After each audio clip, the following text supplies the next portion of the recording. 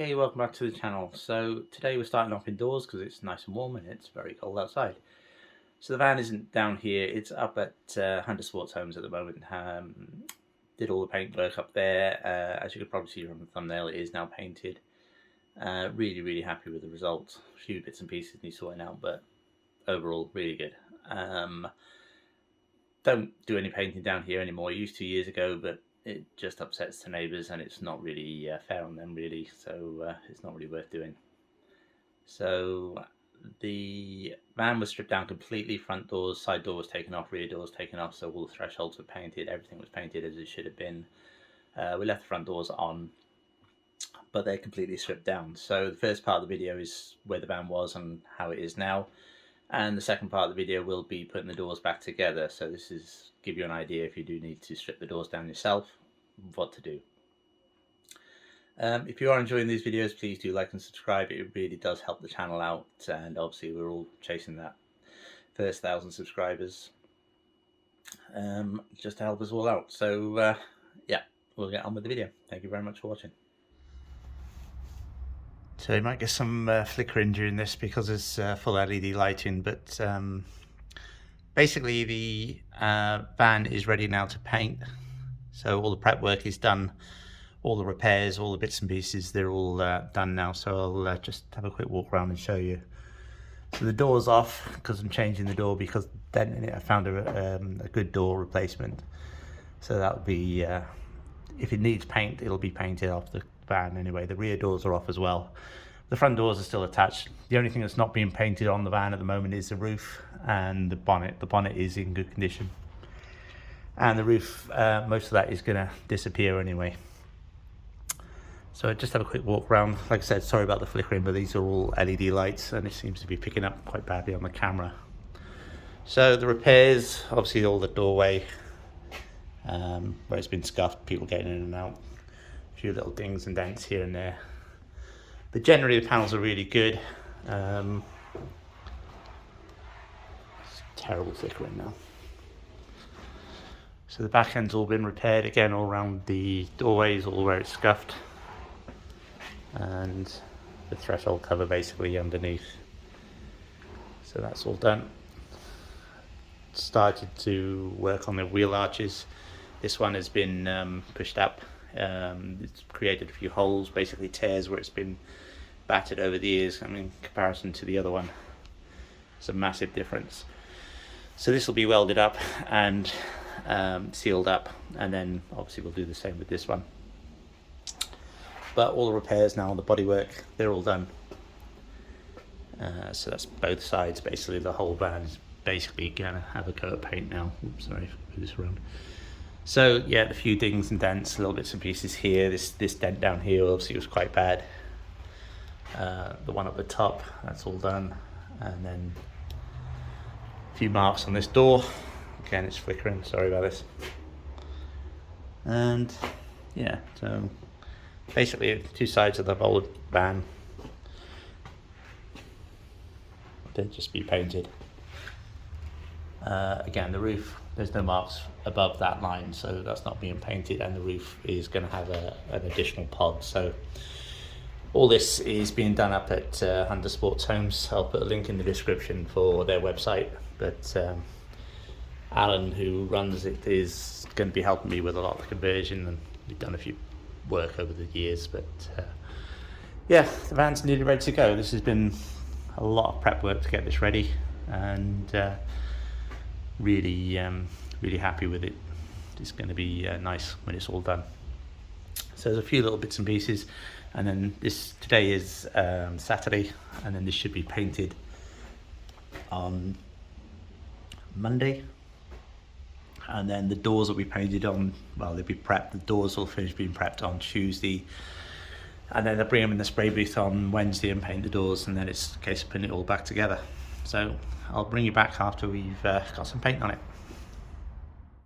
Okay, so back at it today, and it's all been painted yesterday, so it's nice and dry, nice and straight, nice and shiny. Looks a lot better. Got to get it put back together today, but rebuild the front doors as they're all stripped down. The rear doors are going to be painted either today or tomorrow, and the side door hasn't come in yet, but as soon as that does, it will be put back together then. But it looks nice and straight now, nice and shiny. All the thresholds all been repaired where they got scuffed up. Really happy with it. So, and the driver's side the same, all nice and flat. A few little marks, but with a vehicle this size you're going to get them anyway. There's a slight dent here, but that's coming out anyway for the window, which wasn't really prepped, so it was just easier to paint it rather than no point masking it off. But so yeah, all good. Really pleased with it. So we'll get it out of here, get it unmasked, get the doors in, get them painted. Okay, so this is some video footage that Alan sent up of the rear doors. These have been prepped and painted on the inside, obviously completely stripped. We did find another crack on the other door after we stripped it down, but that was all repaired, and again once they've been painted. So these will be flipped over, masked up, and then painted on the outside. So when we stripped down the front doors, we found these little cracks in the corner. This is on both doors, front passenger door and driver's door. There's no reason for these cracks other than just being heavy-handed by the looks of things. Obviously the metal's quite thin and they've just fatigued where people are pulling on the handle. Not a great design, unfortunately. So moving on to actually rebuilding the front door.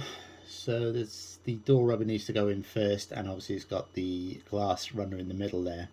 Now this little tab I'm going to show you here is the only thing that actually holds the quarter glass into the door, along with the actual rubber piece itself. So the rubber sits in the door and then the glass sits in the rubber and is literally held up by that little tab on the glass runner to hold the quarter glass in place. So the door rubber itself is quite fiddly to put in, and that centerpiece actually has to go up into the door itself. If it doesn't go up properly, then the rubber will have like an indent in it and it won't look very nice. So it's really quite difficult to get it up into the door frame far enough. But once you're happy with that, go and get the glass and put the glass into the door. But we gave it a good clean first and make sure there was no muck on the glass. Give everything a good clean first and put it in. So the glass just slid into the actual frame, and then that middle piece has to clip onto the glass, but really there's no room at all to get that in there when it's together. So the only way I could find to do it was to actually pull the rubber out of the metal strip, put it on the glass, and then put the metal strip back on. So push that in and then push it all together and tap it, and then that worked okay.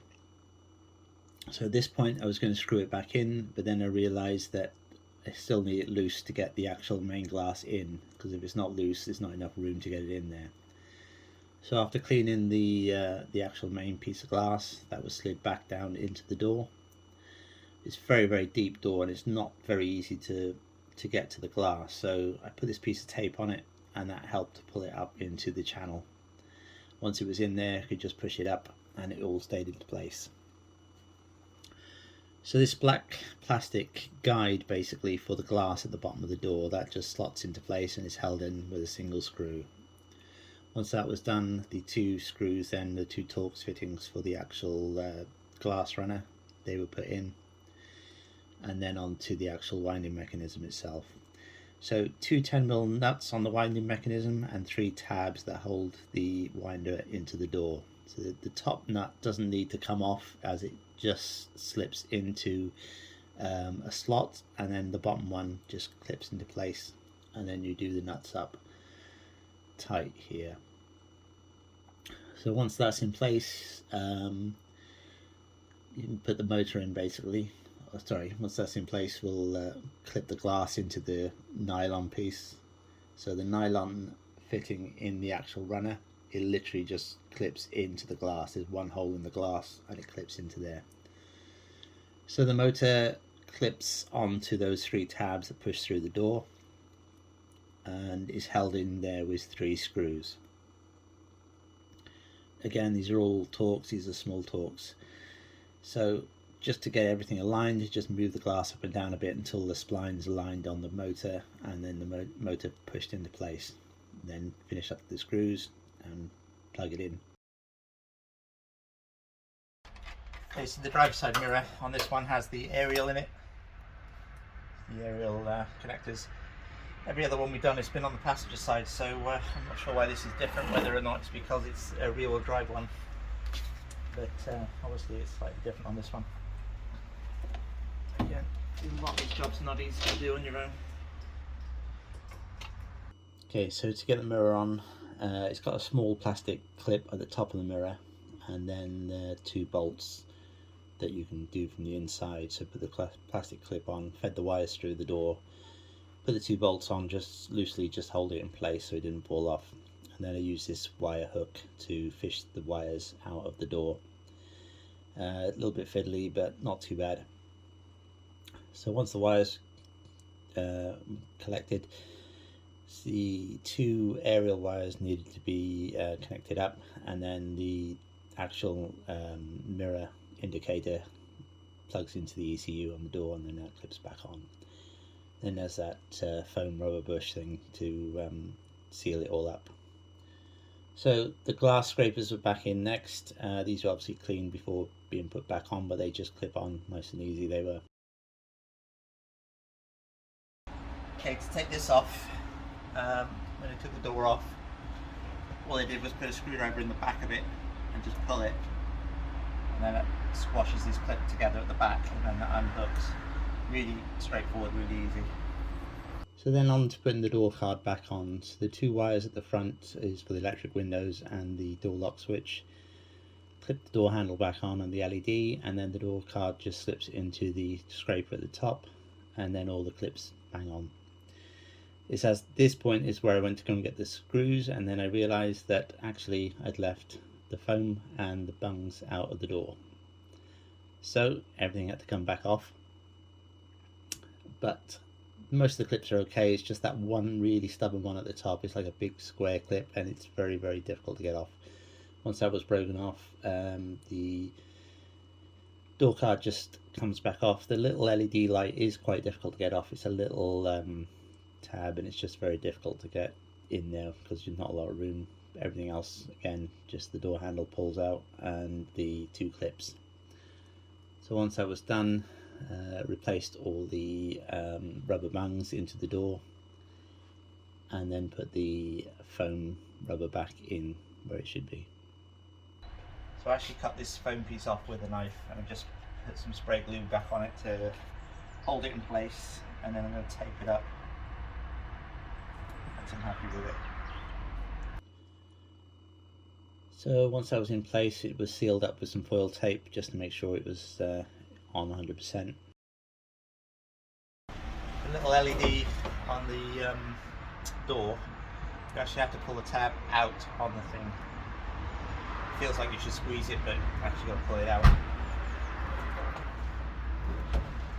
Back to putting the door panel back on again. Plugs back in, door handle back in, LED back on. Back in the scraper again, and then bang the clips back in again. So the 2 Torx screws in the handle at the top, and then there's 3 smaller ones on the door itself, one by the speaker, and then 2 lower down in the door bottom. Once they've tightened up, door handle itself back in, it just clips in. That was easy enough. And then tighten everything up, make sure the bolts were tight for the wing mirror, and the clip is on the outside. So thank you very much for watching. I hope you've enjoyed the video. I hope it's been some use for some people, but if you are enjoying these videos, please do like and subscribe. It really does help our channel, and we'll see you next time on the next one. Thank you very much.